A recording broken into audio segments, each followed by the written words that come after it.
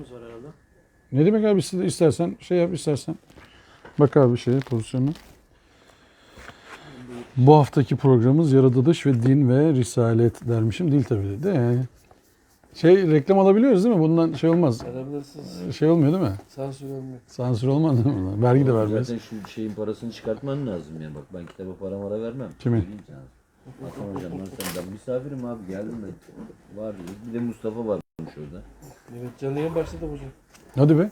Ha, tamam. Yani dernek yararına 3 adet 100 lira. Euzubillahimineşşeytanirracim. Bismillahirrahmanirrahim. Elhamdülillahi Rabbil alemin.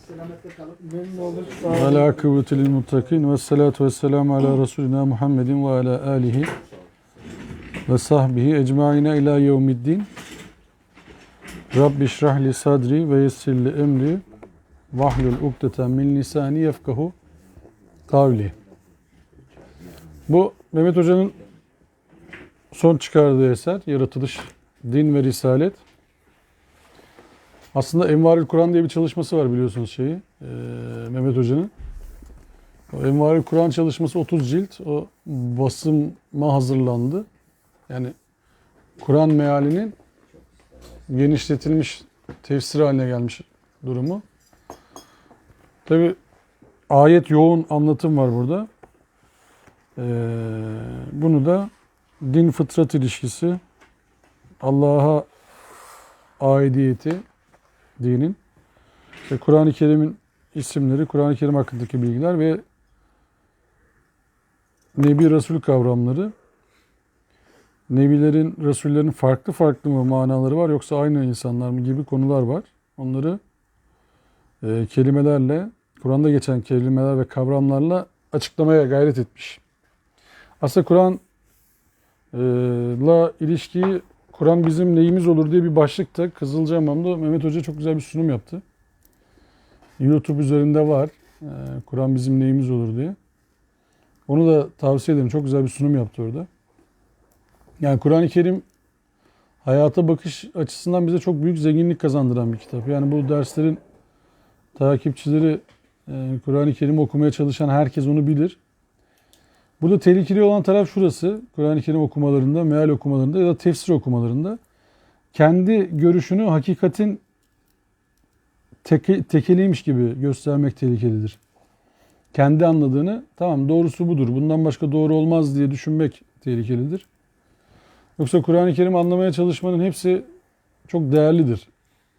Yani bu aslında biraz da söylediğim konu şu.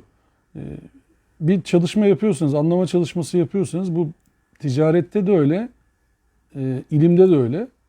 Bir konuyu anlama gayretiniz, orada gelinen son noktayı bulduğunuzu iddia etmenin ötesinde bir anlam ifade etmesi lazım. Yani şu ana kadar anladığım bu demeniz lazım. Benim bu ayetten anladığım bu. Bu ayetleri birbirine bağlayınca anladığım bu. Çünkü dün o ayetten farklı bir şey de anlanabilirdi. Bugün farklı bir şey de anlanabilir. Diğer ayetlerle birleştirince anlam havuzunuz biraz daha genişleyebilir. İdrake daha farklı da bakabilirsiniz. Bir dakika ya, şu ayet bunları da genelliyormuş diye de bir bakabilirsiniz. Yani aslında Kur'an-ı Kerim'de hakikat arayışı çalışması yapıyoruz biz.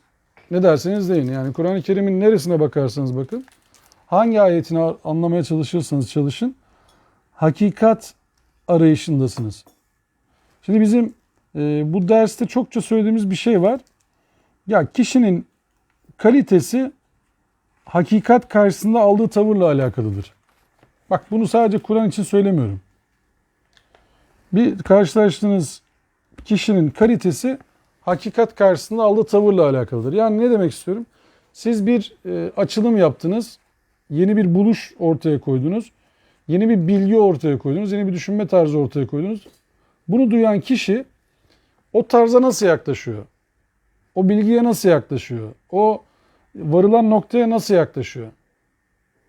Yani bu, evet ya bu doğru, buna benim bir şey yani saygı göstereyim ya, bu fena değil mi diyor, yoksa ya ne kardeşim, ne alakası var yani, ne icat çıkarıyorsun mu diyor. Bunun en zirve noktalarından bir tanesi, takdir edersiniz ki şeydir. Kur'an-ı Kerim içerisinde böyle gezinirken görürüz. Firavun'la büyücüleri vardır. onların karşısına çıkan Hazreti Musa vardır. O Musa aleyhisselam o paradigmayı yerle bir edince o büyücülerin tavrı vardır. Bir dakika ya biz tamam yani Musa'nın ve Harun'un Rabbine iman ettik derler. Bu konuda müstakil bir örnektir yani çok iyi bir çalışmadır yani bu muazzam. Siz hakim gücün emrindesiniz. Hakim gücün emrinde hakim gücün paradigmasını savunmak için aykırı fikir ortaya koyanın önüne çıkarılmışsınız. O aykırı fikir ortaya koyan sizin paradigmanızı yerle bir etmiş. Sizin sunduğunuz fikri yerle bir etmiş. Ve siz o an diyorsunuz ki tamam bir dakika yani bu bizim artık konuşacak bir şeyimiz yok. Biz Musa ve Harun'un Rabbine iman ettik. Bu muazzam bir tavır. Kur'an'da da anılmışlar artık yani. Bu daha ötesi birisi yok. Bak şimdi adamların geçmişinde ne var? Efendime söyleyeyim bunlar büyücü. Yani Firavun'un büyücüleri, Firavun'un göz boyayıcıları, Firavun'un paradigmasını anlatan adamlar. Oranın vizyonerleri yani bunlar.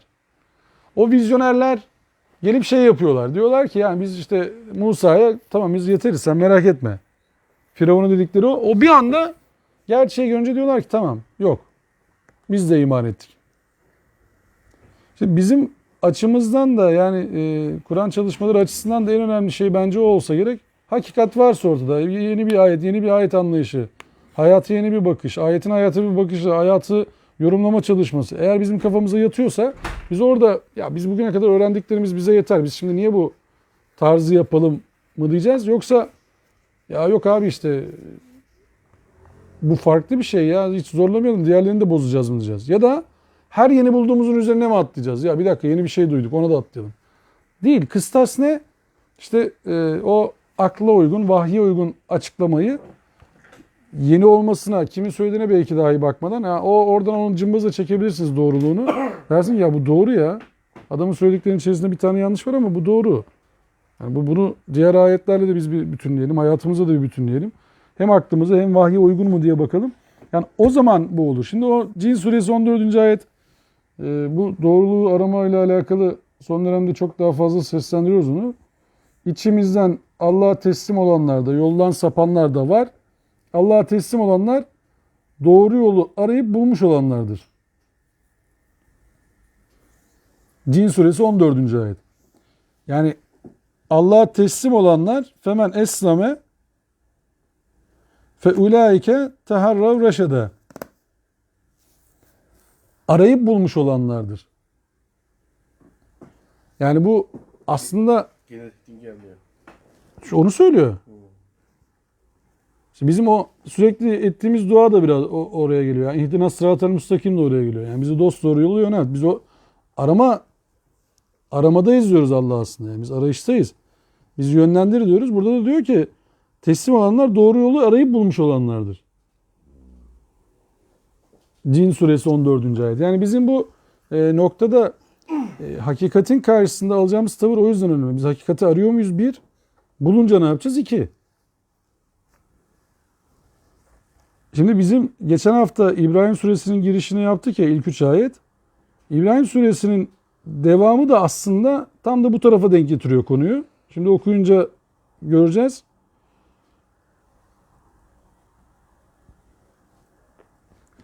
Şimdi onlar dünya hayatını ahirete tercih ederler. Allah yolundan alıkoyar ve yolun eğriliğini isterler. İşte onlar apaçık sapkınlık içindedir.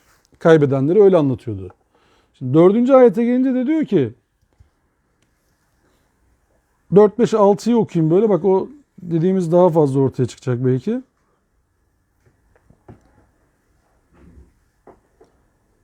Yemin olsun ki Musa, 4. ayet Allah'ın emirlerini onlara açıklasın diye her elçiyi yalnız kendi kavminin diliyle gönderdik.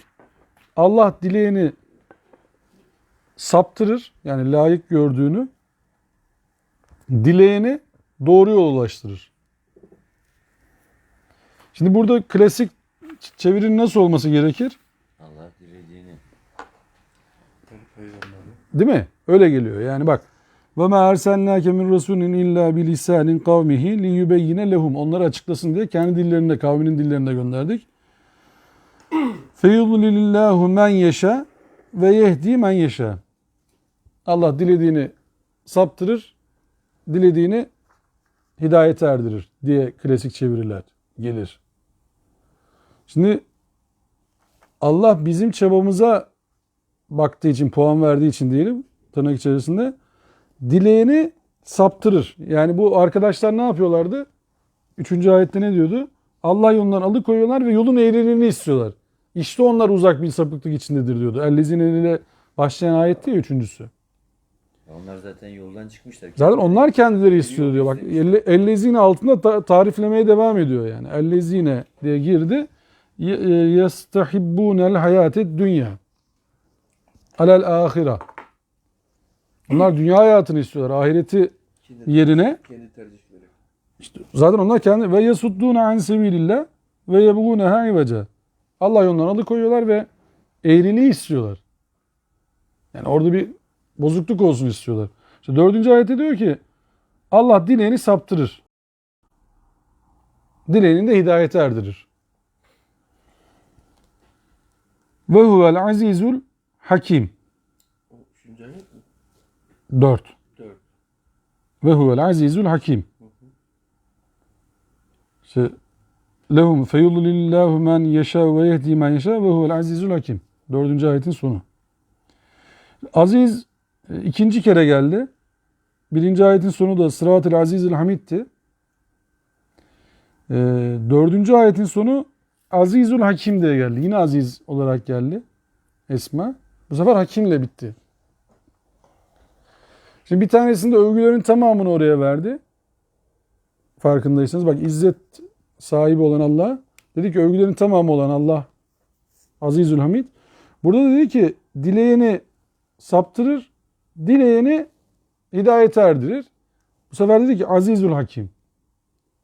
O izzette, şerefte hiç kimseye ihtiyacı olmayan Allah hükümde de dosdoğru kararları verir. Yani o kararları verirken de senin çabana baktı yani. O kararları verirken de hiç kimse yaranma çabası yok. Yani birileri iman ederse benim şanım yükselir mi? Birileri küfür ederse benim şanım azalır mı diye bir ihtiyacı yok Allah'ın. Yani yeryüzünün tamamı iman etse de yeryüzünün tamamı inkar etse de Allah'ın izzetinden bir şey değişmeyecek demektir bu. Yani ayetin sonunda Azizül Hakim'in gelmesi, öbüründe Azizül Hamid'in gelmesi, ikisinde de Azizül Hamid gelebilir miydi? Bak bir tanesinde karar var. Adamlar karar verdiler. Dediler ki biz yolu bozmaya çalışıyoruz. Yolu bozacağımız için de böyle böyle oldu. Ve biz burada sapıklığı istiyoruz. Allah dedi ki siz dilerseniz sapıtın, dilerseniz kabul edin. Ama dedi Azizül Hakim. Ben hükmünde tam isabet kaydeden ve size hiç ihtiyacı olmayanım. Yani ikisinin esmaların orada farklı gelmesinin mantığını anlamaya çalışıyoruz burada biraz da. Yani niye ikisinde de Azizül Hamid gelseydi ne olurdu? Bak olmuyor işte. Kelime öyle değil. Yani girişi bunun Allah'ın övgüyü niye hak ettiğini söylüyordu. Çünkü zulümattan nura çıkarıyordu 1. ayet. 4. ayette de kişilerin tercihleri var. Tercihlerin sonucunda Allah bir hüküm veriyor. Azizül Hakim oluyor bu sefer. Yani aslında izzetin, Allah'ın izzetinin ne sizin yolları bulup bulmamanızla bir alakası var. İster bulun ister bulmayın. Ne de sizin iman edip etmemenizle bir alakası var. Hükümde onun isabet kaydetmesinin. Siz istediğiniz için bunlar oluyor diyor Allah. Siz burada çok etkensiniz diyor bize yani. Biz kabul ettiğimiz zaman Allah'ın şanı yücelmiyor. Reddettiğimiz zaman Allah'ın şanı yücelmiyor. Övgülerin tamamı ona ait çünkü nur onun elinde. Zulümatın tamamını biliyor. Nur onun elinde. Yani doğru yolu biliyor. Oraya çağırıyor bizi. Temizlenelim diye. Ve ikram sahibi olarak da her kavme kendi dilinde bir tebyin edici yani açıklayıcı gönderiyor. Ve ma ersennâke min rasûlin illâ bilisanin kavmihi liyubeyyine lehum. Onların dilinde. Yani demek ki Allah Norveç'e elçi gönderecek olsa Norveççe konuşan ya da Norveç dilini konuşan birisini gönderecek. Brezilya'ya elçi göndermiş olsa Portekizce konuşan birisini göndermiş olacak. Çünkü dilleri Portekizce. Yani Allah bizden aslında belki de şunu biraz daha açarsak konuyu şöyle. Sen şimdi mühendise tebliğe gidiyorsan sevgili hocam. Mühendislerin anladığı dilden konuşman lazım. Onların dikkatleri üzerinden, onların ilgileri üzerinden konuşman lazım. Doktora anlatmaya gidiyorsan doktorlarla bir dil bulabilmen lazım. Ya onların diline inebilmemiz lazım. Onların ilgisini çekebilmemiz lazım. Ya onlara vereceğiniz örnekler, tüccara vereceğiniz örnekler, katile vereceğiniz örnekler, suçluya vereceğiniz örnekler Kur'an'dan kesinlikle ve kesinlikle onların diliyle olması lazım. Yani şimdi Allah ayetlerini indirmiş, size gelen adam ömür boyunca günah işlemiş bir katil diyelim. Hapishaneden çıkmış. Siz onun anlayacağı, onu rahatlatacak, onu hayata tekrar döndürecek bir dil bulmanız lazım. Kur'an'dan ayetleri okurken. Ayet seçerken, ona hitap seçerken onun seviyesinde bir şeyler söylemeniz lazım. Şimdi adam cezaevinden çıkmış, kendini teselli edecek birisini arıyor. Siz ona diyorsunuz ki Allah dağları sabitlesin diye yarattı. Adam da tam bir karşılığı olmayabilir. Adamın duygu dünyası dağılmış, içeriden çıkmış, güvence arıyor. Kur'an-ı Kerim ayetlerini okurken de, ona örnekleri vermeye başlarken de bunlara yine dikkat etmemiz gerekiyor. O yüzden din hususunda bir şey aktarmak istiyorsak muhataplarımıza, yaşantılarımıza örnek olmak istiyorsak onların önceliklerini de biraz anlayabilmemiz lazım. O yüzden biraz kişinin iç dünyasını da anlamamız lazım. Şimdi adamın hangi konuda sıkıntısı var onu 3 aşağı 5 yukarı çözüyor olmamız lazım. Peki peygamberler nasıl yaptı bunu? Peygamberler bulundukları ortamda, Kur'an'da izini sürdüğümüz zaman bulundukları ortamlarda yaşanan sıkıntıların üzerine gittiler. Yani orada kölelik varsa, orada insan hakları yerlerde sürünüyorsa o konuların üzerine gittiler.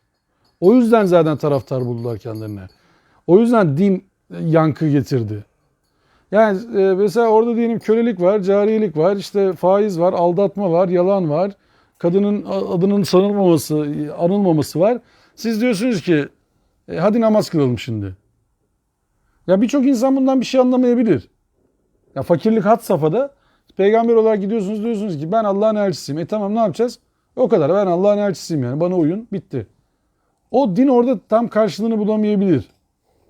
Orada olmayabilir ama peygamberlerin işte uyarılması, kavimleri tarafından uyarılmalarının ana nedeni orada kanayan yaralara parmak basmaları. Orada problemi görüp ona göre hareket etmeleri. Ya diyorlar ki burada problem var, olmaz. Buna çözüm bul. Allah böyle istemiyor. Yani burayı çözelim. Şimdi diyor ki 5. ayet. وَلَقَدْ اَرْسَلْنَا مُوسَى بِآيَاتِنَا اَنْ اَخْرِجْ قَوْمَكَ مِنَ الظُّلُمَاتِ اِلَى النُّورِ وَذَكِّرْهُمْ بِاَيَّامِ اللّٰهِ اِنَّ ف۪ي ذَٰلِكَ لَآيَاتٍ لِكُلِّ صَبَّارٍ شَكُورٍ.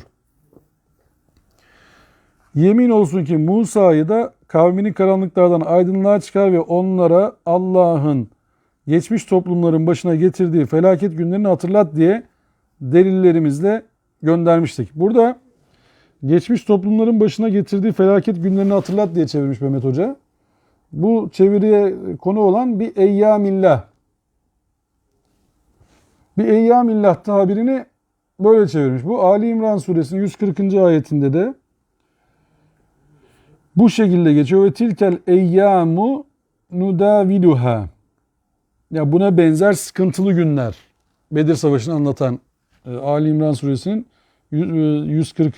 ayeti, yani Ali İmran suresinin o pasajında 140. ayette böyle geliyor. Bir de Câsiye suresinin 14. ayetinde de Eyyâm Allah diye geliyor. Yercûne eyyâm Allahi liyecziye kavmen bima kanu yeksibun. İman edenlere söyle, Allah'ın günlerinin geleceğini ummayanları bağışlasınlar. Yani eyyâmallah, eyyâmillah, eyyâmullah bu tamlamanın Kur'an'da geçtiği 2 yer daha okumuş olduk. Câsiye suresi ve Ali İmran suresi, İbrahim suresinden hariç. Bu eyyâmillahı yani şu salı, perşembe, cuma filan diye nitelendirilmemiş veya şu günleri kastediyor diye nitelendirilmemiş. Bu Allah'ın günleri. Ya daha önce yaşanan sıkıntılı süreci aktardığı için burada felaket günleri, geçmiş toplumların başına gelen felaket günlerini hatırlat diye delillerimize göndermiştik. Ama bunun hatırlatmasının amacı ne? Bu günleri niye hatırlatıyor? Kavmini karanlıklardan aydınlığa çıkar diye. 1. ayette ne dedi? O Allah'tır ki bu kitabı size karanlıklardan aydınlığa çıkın diye indirendir. Yani nebilerin demek ki birinci görevi neymiş? Karanlıklardan aydınlığa çıkarsın diye insanları uyarmaları. Bu Allah Resulüne söylenen ve ma ersennâke illa şahidan ve mübeşşiran ve nezîra ayetinde böyle okumak lazım. Şahit ol, müjdele ve uyar. Şimdi bulundukları ortamda şahit olacaksın. Uzaktan kumandayla bu iş olmaz zaten. Onlarla beraber olacaksın. Müjdeleyeceksin ve uyaracaksın. İşte burada da bak diyor ki eyyâmillah ve zekkerhim Zekirhum. ve zikirhum ya ben niye öyle okudum onu? Zekirhum. Evet niye öyle okudum ki? Ve zikirhum bi eyyâmillah. Allah'ın günlerini hatırlat. İnne fî zâlike le âyâti likulli sabbârin şekur. Bunda sabreden ve çok şükreden herkes için dersler vardır. Peki çok şükredeni nasıl anlamamız lazım burada? Hadi sabredenleri anladık. Çok şükredenleri nasıl anlamamız lazım burada? Sabredenler başına bir şey geldiler. İşte sen hatırlatınca da o günlerden nasıl çıkıldığını görecekler. Demek ki o sıkıntılı günler de çok farklı gelmiş. Yani sizin yaşadığınız sıkıntının çok daha ağırı da gelmiş olabilir sizden önceki insanların başına. Ya da sizin bulunduğunuz ortamda başka insanlar çok daha ağırlarıyla da muhatap oluyorlar. Sizin bulunduğunuz sıkıntı bunun altında olabilir. Aynı şiddette daha kısa süreli olabilir. Yani bu şükür işinde size gelmemesi değildir illa konu. Yani size hiçbir sıkıntı denk gelmedi şükredin değildir. Bu sıkıntılı günler gelebilir. Daha beterleri de olabilir. Ama bunlar aşılacak şeylerdir. Bunlardan ders alırsanız sabredersiniz. Peki sabır sadece şey midir? Tahammül müdür? Tahammül ötesi midir sabır dediğim şey? Sabır hiç şüphesiz tahammül ötesidir. Yüklendiğinizden fazlasıdır aslında biraz orası. Zaten yüklenebildiğiniz şeye sabır denmez. Zaten normal yükleniyorsunuz. O sizi rahatsız etmiyor. Yüklenemediğiniz yerlerde gösterdiğiniz direniştir sabrın adı.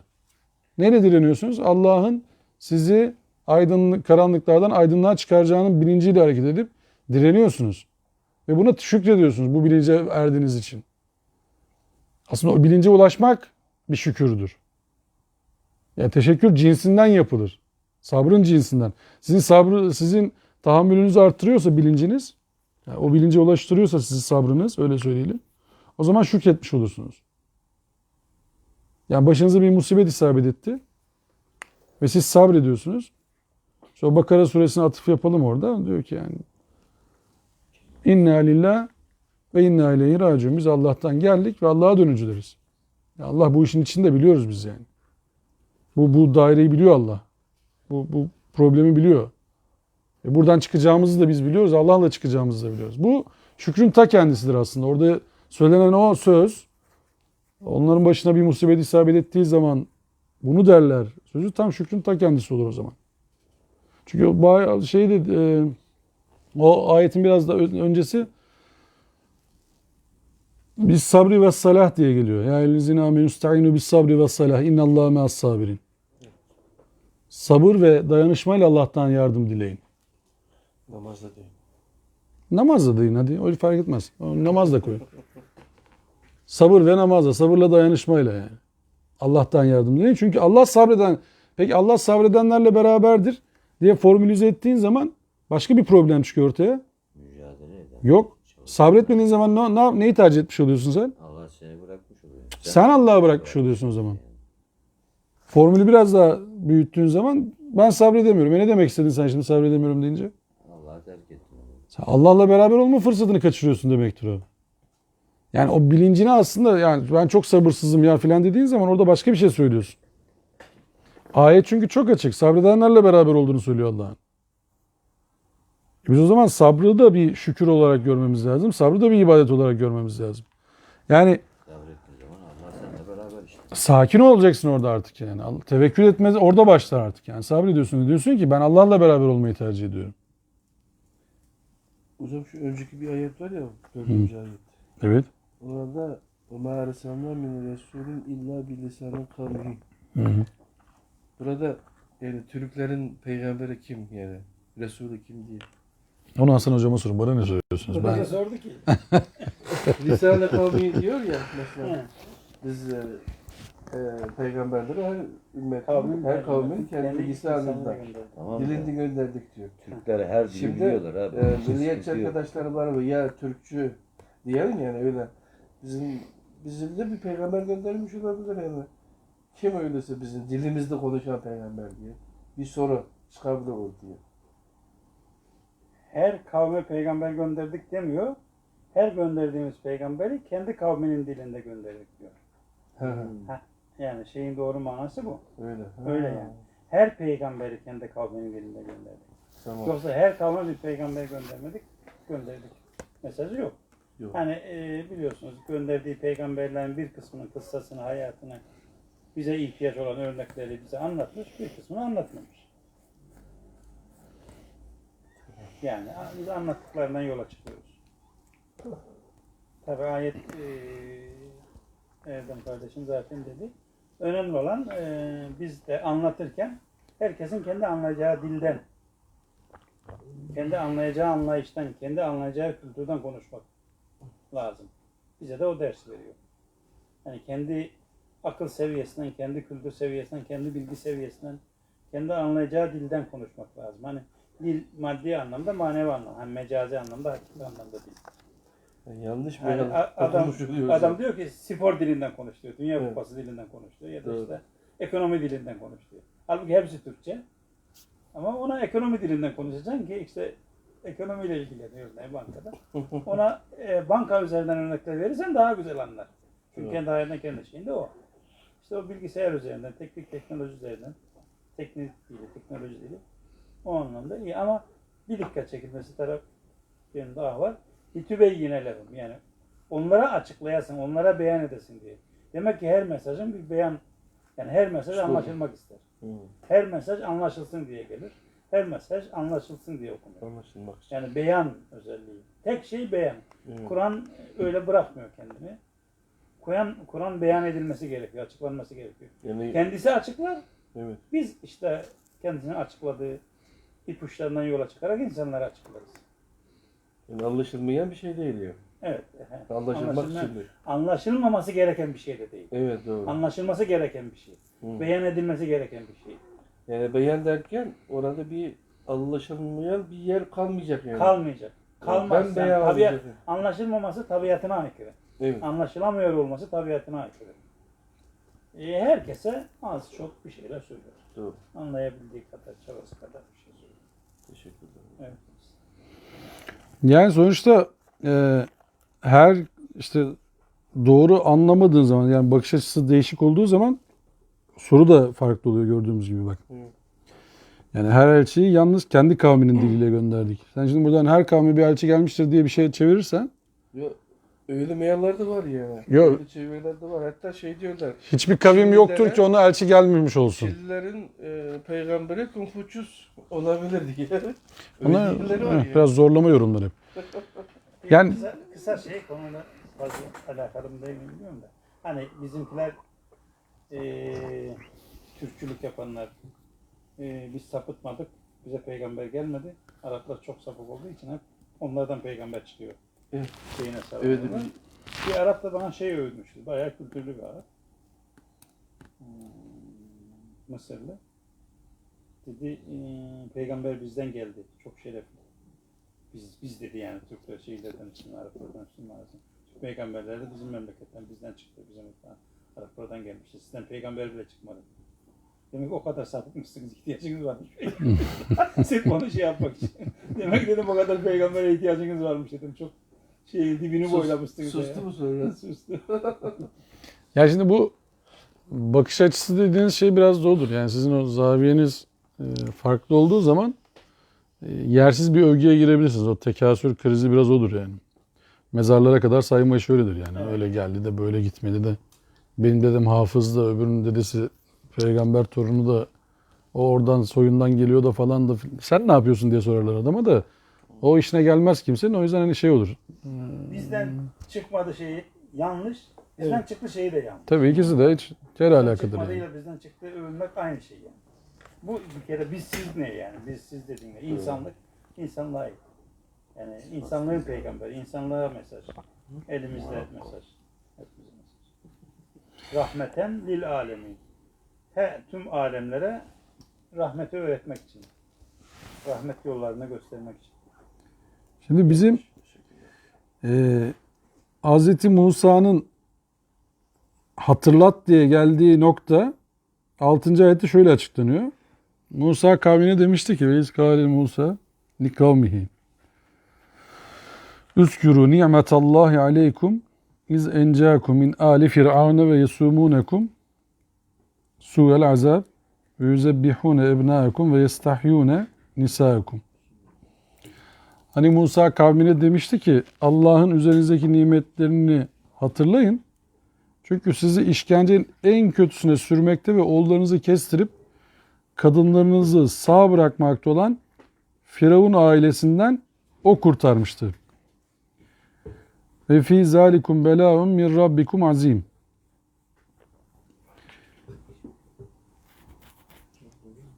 İşte bunda Rabbinizden büyük bir imtihan vardır. Şimdi bu adamın, yani adamın derken o Firavun zihniyetinin yaptığı büyük bir bela var. Zulüm var. Kadınları sağ bırakacak, oğulları öldürecek. Yani erkekleri öldürecek, kadınları sağ bırakacak. Niye? Bu konuyla alakalı muhtelif şeyler olsa da en meşhuru bilirsiniz. İşte bir erkek bir çocuk çıkacak, senin saltanatını yerle bir edecek, seni de öldürecek. İyisi mi? Sen erkekleri öldür rivayeti de var.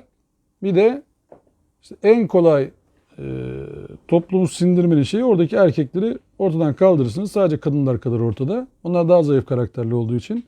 O toplumda da yaşadıkları toplumda da böyle olduğu için durum.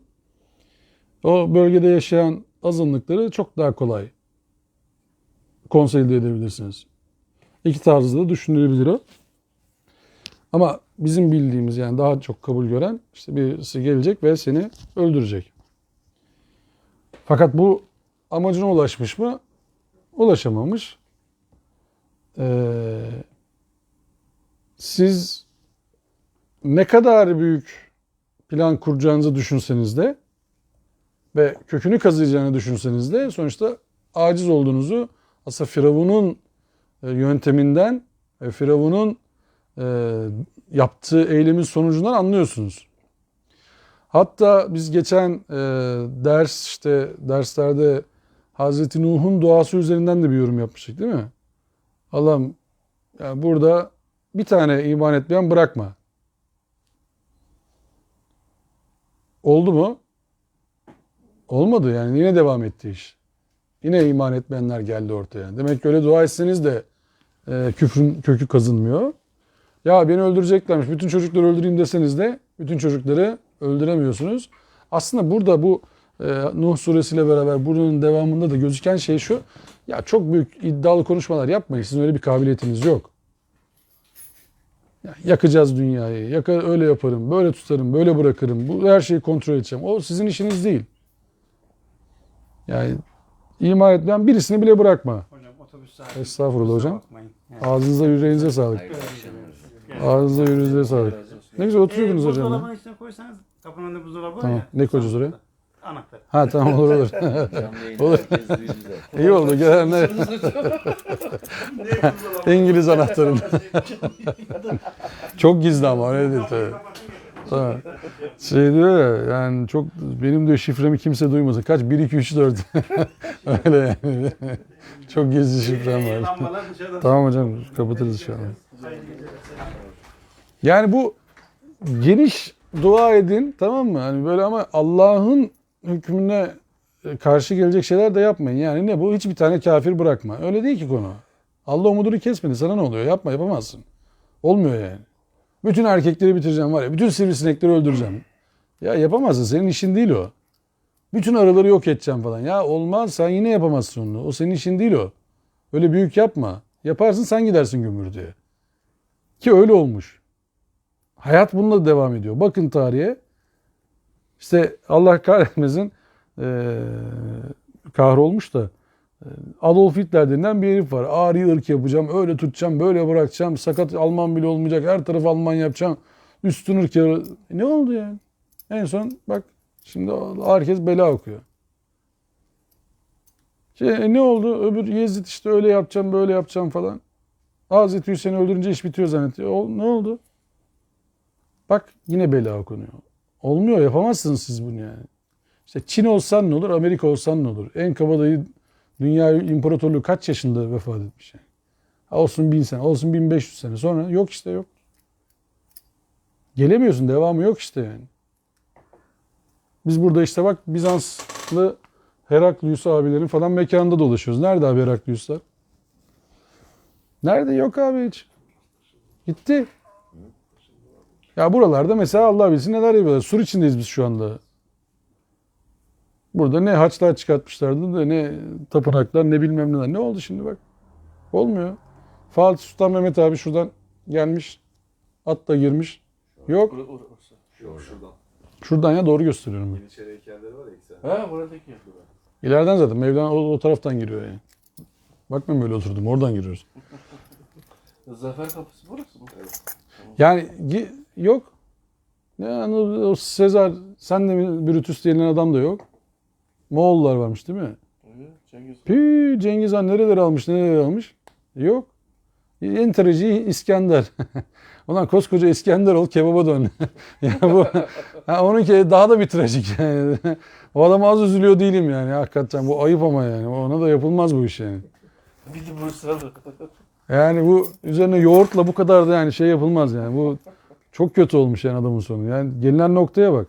Yani ne yaparsan yap yani anladın mı? Tereyağını dökünce daha da acı. Ha ços diye gidiyor yani adamcağız. Yani şimdi aslında Firavun'un hikayesinden, kıssasından bizim anladığımız o. Yani Allah Hazreti Musa'ya diyor git onları hatırlat ya. Oradan çıkartmışlardı. Oradan kurtuldu. Hazreti Musa onları kurtardı. Onları bak hakikate çağırdı. Peki onlar ne dedi? Ya biz orada sarımsak soğan yiyorduk arkadaş ya.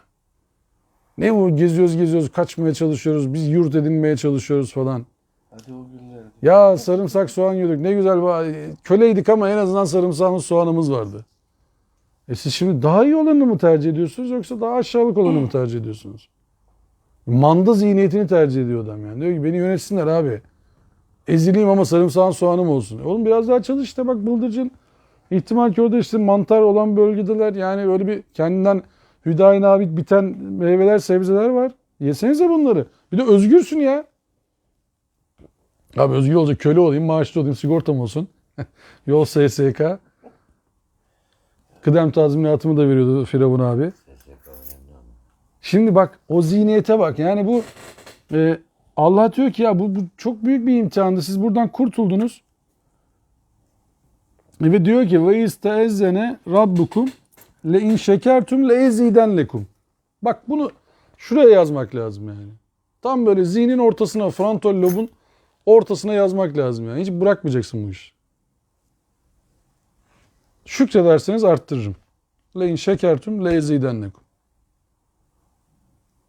Müthiş. Bak yine bizden geliyor talep görüyor musunuz?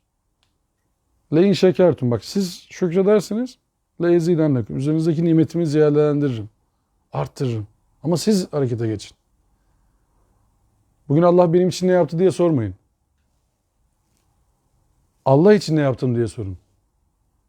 Biz terse döndü o iş. Allah'ım bugün benim için ne yaptın? Neler hazırladın bana ya Rabbi? Oraya döndü iş yani. Biz Allah için mücadele etmemiz gerekiyordu. Çünkü Allah'ın bize ihtiyacı yok. Bak başın sure dönüp onu hatırlatıyor bize. Böyle o sarmalı içerisinde 4-5 ayet bölümde onu görüyoruz yani. Allah'ın bize ihtiyacı yok. Aziz olan o. İzzetin tamamı ona ait. Şeref ona ait. Allah'ın izzetinden hisselenmek için biz bir şeyler yapıyoruz, ortaya koyuyoruz. Allah da diyor ki bak siz yapın, şükredin. Bak ben de arttıracağım. Tersi var mı? Var. Ve le in kefertum inne azabi leşedid. Eğer bunun üzerine kapatırsanız yani bunu görmezden gelirseniz size tattıracağım ayrılık yani bu konfordan uzaklaştırmam şiddetli olur. Acayip bunalıma girersiniz. Azap burada ne? Buradaki azap ne oldu şimdi? Senin tabii izzetini kaybettin sen. Bak şükretmen gerekiyordu. Şükretseydin daha izzetli bir hale gelecektin. Sen onurunu kaybediyorsun. İnsanlara dinin afyon olarak lanse edilmesi, ama bu ters mantıktır aslında orada söylediği. Nietzsche'nin söylediği de öyledir yani. Karl Marx'ın söylediği de öyledir yani. Birçoğu. Din afyon uyuşturan şey o dinin uydurulmuş dindir. Din bak nasıl uyandırıyor insanı. Diyor ki siz izzetinizi kaybediyorsunuz ya. Ne yapıyorsunuz yani? Hatırlasanıza. Özgürlüğünüze çıkmıştınız siz. Hatırlasanıza. Niye boyunduruk altına giriyorsunuz ki siz tekrar? Siz özgürlüğünüzü hissettiğiniz zaman, özgürlüğünüzü bir tek Allah'a hasrettiğiniz zaman üzerinizdeki nimetimi arttıracağım. Söylenen bu. Şimdi buradaki şükretmek, hani bunların yaptığı şey eskiye dönüş, daha kötüye dönüş. Kapatıyor üstünü işte, evet. Küfür. İnkar ediyor. Daha kötüye dönmek ama Allah'ın tavsiye ettiği şükretmek. Daha kötüye gitmeyin. Daha iyiye götürün. Daha başkaları için de iyilik yaratın. Daha iyiye giderek şükredin. Tabii daha iyiye gidin. Başkaları için de iyilik yapın. Salih amel arttırın. İşte o yüzden bize deniliyor. Vel asr. Yani daha Zaman o yüzden şahit kılınıyor bize. gitmek için amel etmek şükür yani. Aynen abicim, yani şükür öyle olur. Oturduğun yerde tesbih çekerek olur mu o iş? Yani sen iyi mi oldun şimdi abi? Daha iyiye gideceksin. Tamam mı? İnnel insane lefî husr. Olur at ya, tamam hadi. Yakşıdır. İnnel insane lefî husr. İnsanların çoğu hüsrandadır. Bak, geçip giden zaman şahidiniz olsun. Yaşadığınız zaman şahidiniz olsun. İnsanların çoğu hüsrandadır. Kim? İnnellezîne âmenû ve amilussâlihat. İman eden ve salih amel işleyenler ve tevâsâ bil hak ve tevâsâ bis sabr. Hakkı tavsiye edenler ve sabrı tavsiye edenler müstesna. Yani iyilik çağrısı var sürekli. Ya ziyan ediyorsunuz diyor zamanı ya. Zaman bak bu şahidiniz diyor. Zaman da şahidiniz. Ya bu zaman size şahitlik yapıyor. Şimdi bak bu gece bize şahitmiş, şahit gün. Biz burada Şems suresini okuduk değil mi? Ve şemsi ve duhaha vel kameri izâ telâha vel nehâri izâ cellâha vel leyli izâ yağşâha ve semâi ve mâ benâha vel ardı ve mâ tahâha ve nefsin ve mâ sevvâha fe elhemâ fucûrâha ve takvâha kad efleha men zekkâha ve kad khâbe men dessâha. Güneş şahit olsun, ay şahit olsun, gece şahit olsun, gündüz şahit olsun, yer şahit olsun, gök şahit olsun. Boşluk kalmadı. 6 değil mi? Diyor ki bir de nefisler şahit olsun. Bir de kendiniz de şahit olun. Ne kaldı geriye? Bitti. Kim kendini temizlerse kurtuluşa erdi. Kim de kendini kötü yolda istihdam ederse o da kaybetti. İnsan kendine şahittir der değil mi Kıyamet Suresi? Velev ki mazeret üretse bile. İnsan kendine şahittir. Velev ki mazeret üretse bile. Fark etmez ki ne mazeret üretiyorsun. Şimdi biz yaşadığımız döneme şahidiz. Yaşadığımız güne şahidiz. Yaptıklarımıza, söylediklerimize şahidiz. Şimdi Allah diyor ki şükredin, ben de nimetimi arttırayım. Yani yaşadığınız ortamı güzelleştirmeye çalışın. Güzelleştirme, bitirmeyin. Çünkü bak burada başladı ya Mehmet Hoca şimdi Furkan suresini okumaya. Orada ne diyordu duada? Geliyor. Rahman Nas kulları. Bizi muttakileri önder eyle diyor. Onların da öncüleri oluyor. Olmuyor yani. Yetmiyor senin muttaki olman. Diyor ki muttakileri önce olmaya çalış diyor Rahman Nas kulları. Filamacısı oluyor bu işin yani. Önder ol diyor. Sen bulundun. 3 kişiye mi? 3 kişiye yap. 5 kişiye mi? 5 kişiye yap. İlla 300-500 kişi yürütme ama 3 kişi bile olsa yap. Muttakilere öncülük yap. Bunlardan piri ol diyor yani. 2 kişi yap. Ailene yap. Ailen gitsin başka aileye olsun. Yani o çemberi büyüt. Üret. Üret Allah üret. Feyza ferade fensab ve ila rabbike vergab. Bir işi bıraktığın zaman, bitirdiğin zaman başka bir işe yönel ve rağbetin sürekli Rabbine olsun. Aslında bak bir döngü var Kur'an-ı Kerim'in içerisinde. O akan bir mesaj var. İyiliği üret, değer üret. Kötülüklerle zaten işin olmaz. Sen iyilerle beraber ol, sabredenlerle beraber ol, sadıklarla beraber ol. Ortamı selam yurduna çevirin. Boş işlerle uğraşmayın. O zaman zaten barış gelecek. İslam oraya gelmiş olacak. O zaman mümin olacak herkes. Birbirine güvenenler olacak. Ya ders dinlerken kimse cebini kontrol etmiyorsa burada müminler var diye kontrol etmiyor. Ulan cüzdan gitti mi, ayakkabı gitti mi diye düşünmüyorsan, dersi rahat dinliyorsan orada güvenilir insanlar var o masada. O ortamda, o evde ne derseniz deyin. Ama herkesin kafasında şey varsa, ulan bu şimdi kapıdan önce çıkarsa, oraya giderse, oldu mu, bu tuttu mu? Ne oldu? Orada ders yok ki aslında. Orada ders yok. Orada şey var artık, kaos var. Yani herkesin, hani o şey var ya böyle bir tane, gördünüz mü bilmiyorum. Bazen denk gelirsiniz. Böyle bir sandalyeleri koyarlar. 5-6 tane sandalye. Etrafında dönerken çıt diye düdüğü çalarlar. Sandalyeye oturacaksın. Oturamadın mı eleniyorsun oyundan. Böyle bir oyun düşünün. Kimsenin müzikle işi yoktur aslında. Yani herkes böyle döner ama hep sandalyededir gözü. Çünkü oturamadın mı gittin, eleniyorsun oyundan. En son 2 sandalyeye kadar çat bir tane tek sandalye, 2 kişi. Herkes birbirini işte aport dışarı atmaya çalışıyor. Güven yok ki orada, geçmiş olsun yani. Yarışmayı kazanmaya çalışıyorsun. Ama İslam toplumu, hedeflenen İslam toplumu, Allah Resulü'nün bir tarifi vardır. Doğruysa rivayet, hadis.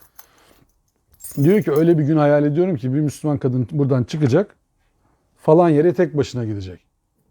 Şimdi bak bu bir ufuk. Daha iyisini hedefliyor. Bak bir ortam var. Arkadaşlarıyla muhabbet ederken diyor ki ya böyle bir şey olacak ya, bak ileride Müslüman bir kadın buradan çıkacak, tek başına şuraya kadar gidecek.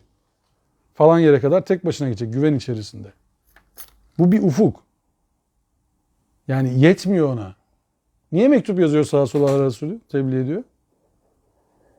Bir ufak bir küçük bir şey var. Arkadaş grubu var. Hadi devlet diyelim.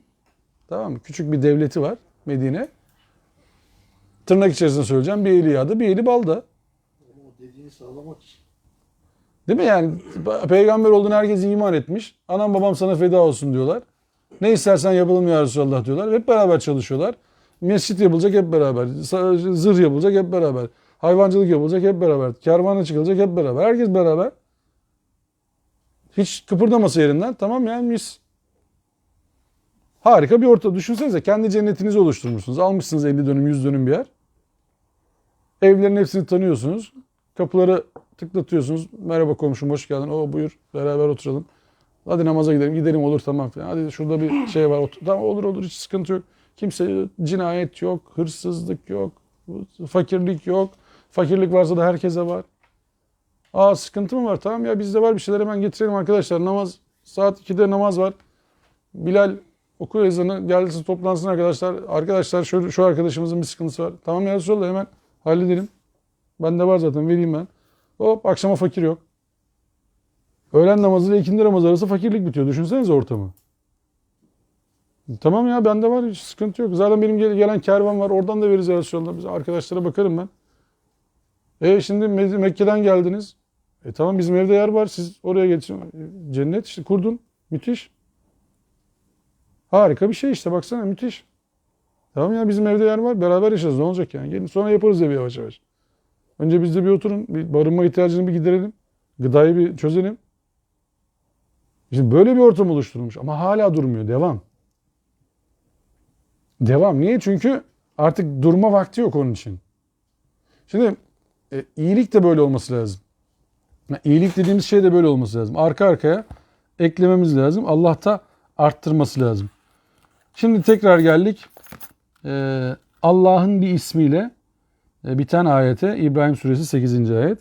Ve kâle Musa in tekfuru entum ve men fil ardı cemi'a fe innallâhe le ganiyyun hamid. Siz ve yeryüzünde olanların hepsini nankörlük etseniz bile tekfuru yani küfür, kafirlik etsiniz bile Allah gerçek zengindir, ganidir ve hamiddir. Övgülerin tamamı ona aittir. Birinci ayetin sonu nasıl bitti? Azizil Hamid. Değil mi? Şimdi Ganiyül Hamid. Bak izzetin sahibi dedi ya. İzzetin tamamı ona ait. Şerefin tamamı ona ait. Ama ya siz bıraksanız ne olur dedi ya. O zaten bütün zenginliğin de sahibi olan övgüyü hak eden birisi dedi yani.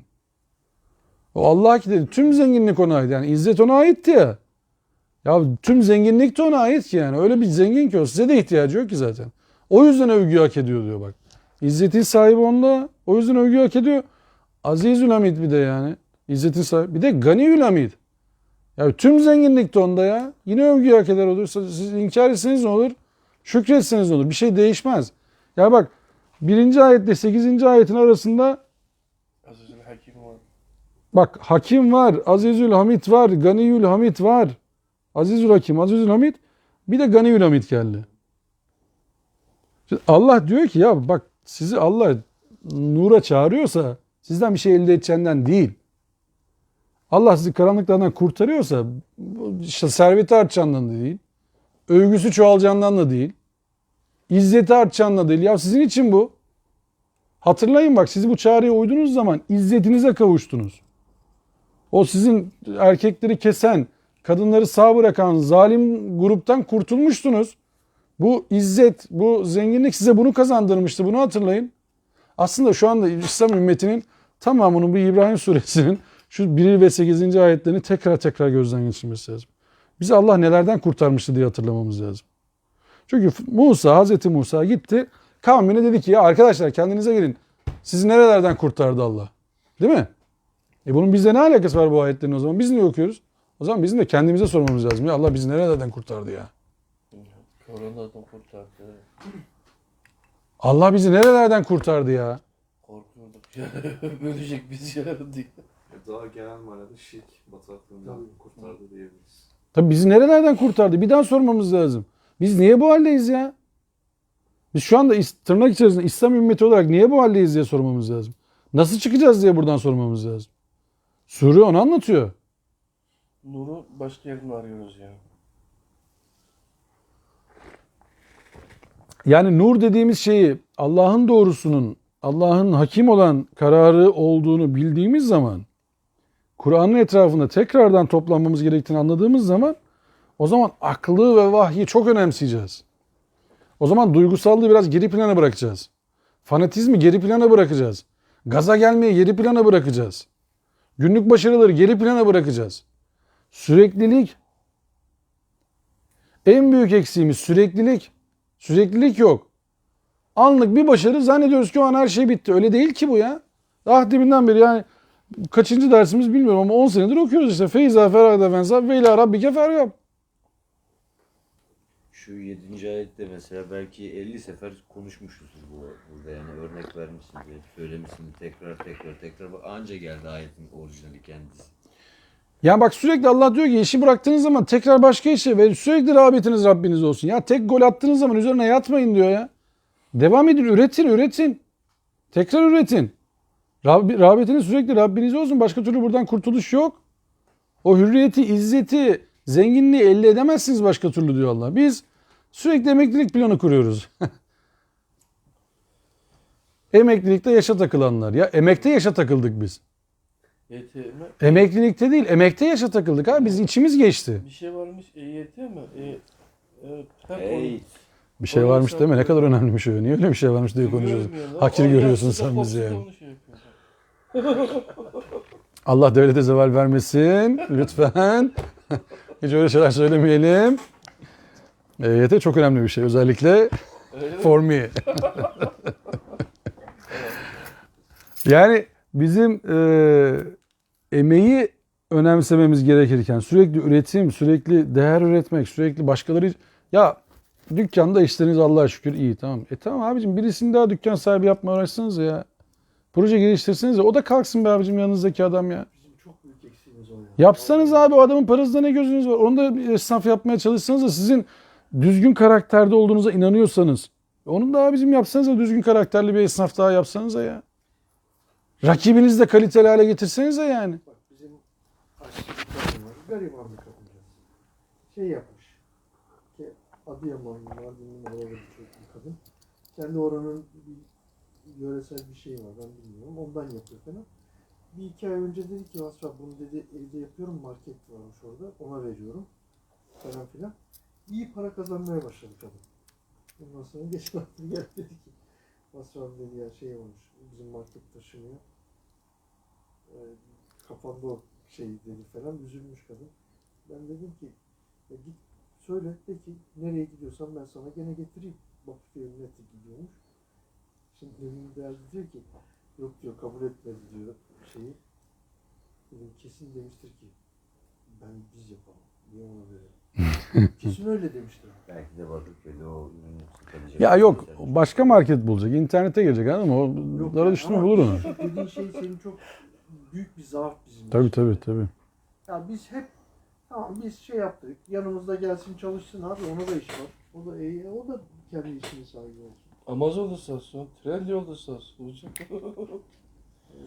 Yani bu aslında şu nokta, peygamberlerin, elçilerin, bize hatırlatıcıların söylediği şey şu. Bize birisi bir doğru hatırlattığı zaman onun doğru yanlış olduğuna bakmaksızın bazen ya konfordan taviz vermemek adına ya da bildiğimiz o zamana kadar doğru zannettiğimiz şeyin bozulmaması adına adamı dinlememeyi tercih ediyoruz. Adamı, kadını, ne dersiniz deyin. En büyük eksikliğimiz bu hocam.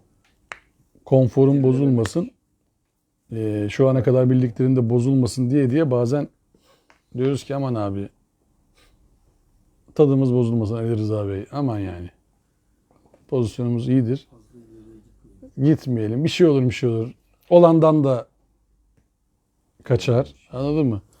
Ya yani bizim bu surelerde hayata dair okumaları çokça daha yapmamız lazım. Yani bak tekrar ayeti 1. ayet 8. ayet arasında okuduğumuz zaman İzzetin nerede olduğunu, doğru kararın kime ait olduğunu ve doğru kararın nasıl alındığını da görmüş olduk. Şimdi diyor ki Allah, onlar doğru yolun üzerine oturmuşlardı. Yolda eğrilik olmasını istiyorlardı. Allah da dileyeni saptırdı. Dileyen de doğru yola gitti. Allah verdiği kararda hakimdir yani. Hiç kimseye eyvallah yok. En doğru kararı verir zaten. Şimdi ne oldu? Kim tercih etti bunu? İşte o yüzden diyorum bu ayetleri bağlamından koparmamak lazım. Ayetleri okuduğumuz zaman bir önceki bir sonraki ayeti, surenin bütünlüğünü kaçırmamamız lazım. Yani Allah bir sure Azizil Hakim diye, Azizil Hamid diye giriyorsa surenin girişindeki esma, orada diyeceksin ki bak demek ki bu surede biz izzet bulacağız abi. Övgünün tamamının niye Allah'a ait olduğunu birazdan anlayacağız. Ve izzeti nasıl elde edeceğiz onu da anlayacağız. Çünkü ayetle sabittir ki izzetin tamamı Allah'a ait. Esmalar o yüzden çok önemlidir. Allah'ın esmaları o da şans eseri gelmez. Yani şu kadarlık bölümde, 8 ayetlik bölümde tekrar söylüyorum bak. 1. ayette Azizil Hakim gelseydi olur muydu? Akışta. Bir de 4. ayette Azizil Hamid gelse olur muydu? Bak bir tanesi hüküm verildi. Azizil Hakim diye geldi. Öbüründe Allah'ın nurdan nura çağırması, zulümattan nura çağırması Azizil Hamid diye anlatıldı. Ya esmalar orada şansa gelmiyor.